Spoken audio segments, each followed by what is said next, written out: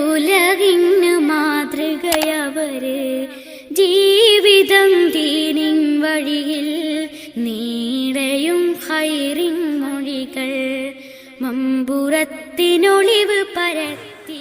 മുഹറം മാസത്തിൽ വഫാത്തായി പോയ കേരളക്കര എന്ന് മാത്രമല്ല ലോകത്ത് മുഴുവനും പ്രസിദ്ധി നേടിയ ഷേഖ് അവറുകളാണ് ബഹുമാനപ്പെട്ട ഖുതുബുസ്സമാൻ മൗലവിയ അസീൽ അലവി മുഹമ്മദ്. മലപ്പുറം ജില്ലയിലെ തിരുരങ്ങാടിക്കടുത്ത് ചെമ്മാടിനടുത്ത് മമ്പുറം എന്ന പ്രദേശത്ത് അന്ത്യവിശ്രമം കൊള്ളുന്ന സയ്യിദ് അവറുകൾ മുഹറം 7-ന് സയ്യിദ് അവറുകളുടെ ആണ്ട് നേർച്ച വലിയ വിപുലമായി അവസാനിച്ചു. പങ്കെടുത്തവർ നിങ്ങളുടെ കൂട്ടത്തിൽ ഉണ്ടായിരിക്കാം. അല്ലാഹു മഹാന്റെ ബർക്കത്ത് കൊണ്ട് നമ്മുടെ ജീവിതത്തിൽ ബർക്കത്ത് നൽകട്ടെ. മഹാനവറുകളുടെ 2 കറാമത്ത് മാത്രമാണ് ഞാൻ നിങ്ങളുമായി പങ്കുവെക്കുന്നത്.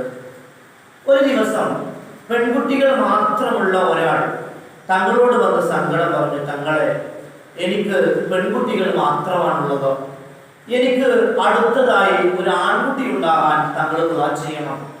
എനിക്കൊരു ആൺകുട്ടി ഉണ്ടാകാൻ വല്ലാത്ത ആഗ്രഹമുണ്ട്.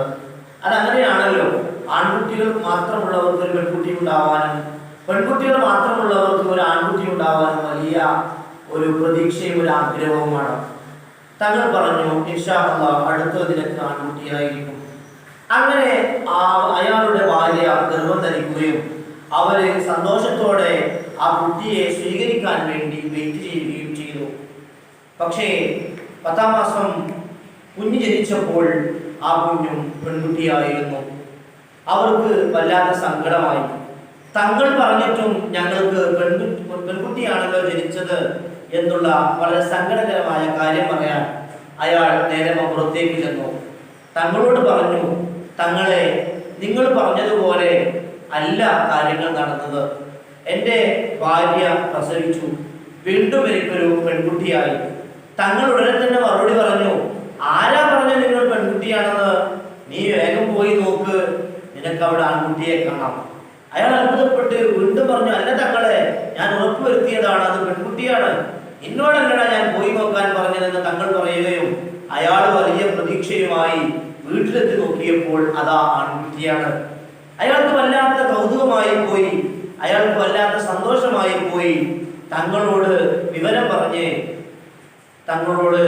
പറഞ്ഞ് എല്ലാ കാര്യങ്ങളും സന്തോഷത്തോടെ പങ്കുവച്ചു.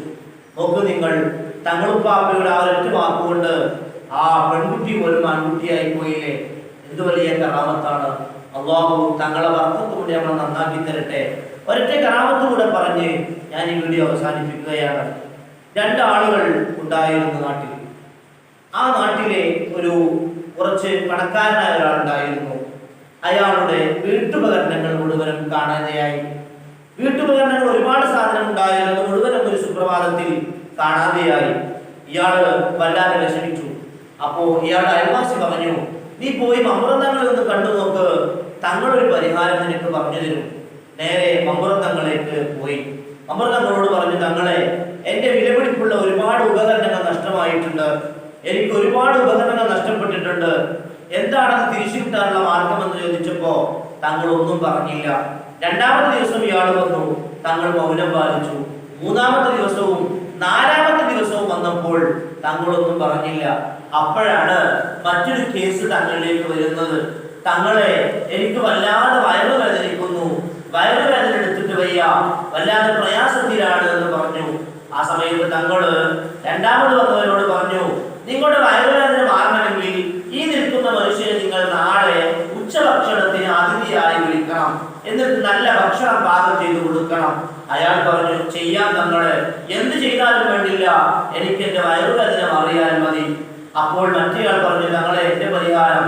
അയാൾ പറഞ്ഞു, നിങ്ങൾ നാളെ അയാളോട് കൂടെ പോവുക. അതാ തങ്ങളുടെ വാക്ക് പാലിച്ച് 2 ആളും വാക്ക് പാലിച്ചു. ഇയാൾ അയാളുടെ വീട്ടിലേക്ക് അതിഥിയായി പോയി. അപ്പോ ഈ ഭക്ഷണം കഴിക്കുന്നതിനിടയിൽ അതിഥിയായി വന്ന അഥവാ വീട്ടുപകരണങ്ങൾ നഷ്ടപ്പെട്ടയാൾ കൂടുതൽ നിർത്താതെ ചിരിക്കാൻ തുടങ്ങി. ഇയാള് വയറുവേദനയുള്ള ആള് പറഞ്ഞു, എന്തിനാ നിങ്ങൾ ചിരിക്കുന്നത്? അയാൾ പറഞ്ഞു, ഒന്നുമില്ല, ഞാൻ ഇവിടുത്തെ കാര്യങ്ങൾ കണ്ട് ചിരിച്ചു പോയതാണ്.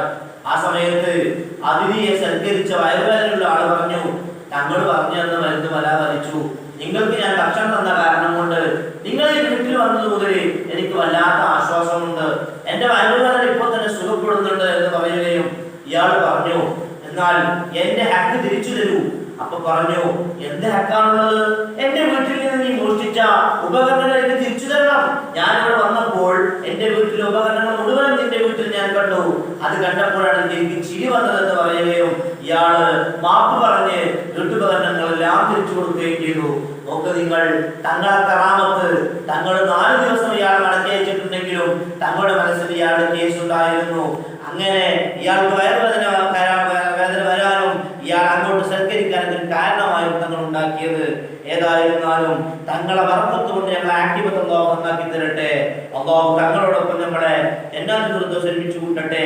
കഴിയുന്നവർ തങ്ങൾക്ക് ദിവസം ഒരു ഫാത്തിഹ ഓതിയാൽ തങ്ങളെ കാവലെന്നും ഉണ്ടാകും. അൽഹംദുലില്ലാഹി റബ്ബിൽ ആലമീൻ. വസ്സലാമു അലൈക്കും വറഹ്മത്തുള്ളാഹി വബറകാതുഹു.